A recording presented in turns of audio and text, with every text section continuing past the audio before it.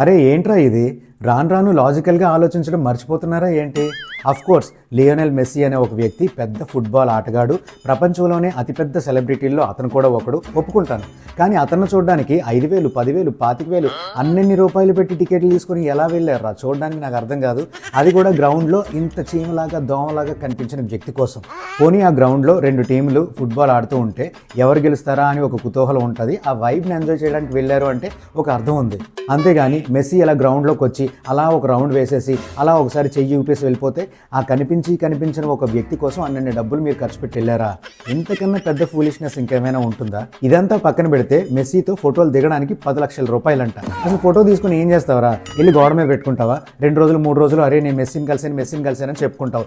4వ రోజు 5వ రోజు ఆ ఫోటో చూసి నీకే బోర్ కొడుతుంది. పోనీ ఆ ఫోటో తీసుకెళ్ళి నువ్వు సోషల్ మీడియాలో పెట్టావనుకో, అరే నువ్వు నిజంగానే ఆ ఫోటో తీసుకున్నావా లేకపోతే ఏఐలో చేసావా అని అడిగే జనాలు ఉన్నారు. ఒక్క లైక్ కొట్టడానికి కూడా 100 సార్లు ఆలోచిస్తారు. 10 లక్షల రూపాయలు పెట్టి మెస్సీతో నిజంగా ఫోటోలు దిగారో లేదో నాకు తెలియదు. కానీ ఒకవేళ ఎవరైనా 10 లక్షలు పెట్టి ఆ ఫోటో దిగితే అతనికన్నా ప్రపంచంలో వెర్రిబాగులవాడు ఇంకొకడు ఉండడు. అయితే వెర్రిబాగులాడన్నా అయి ఉండాలి, లేకపోతే 10 లక్షల రూపాయలు విలువ తెలియని మూర్ఖుడైనా అయి ఉండాలి.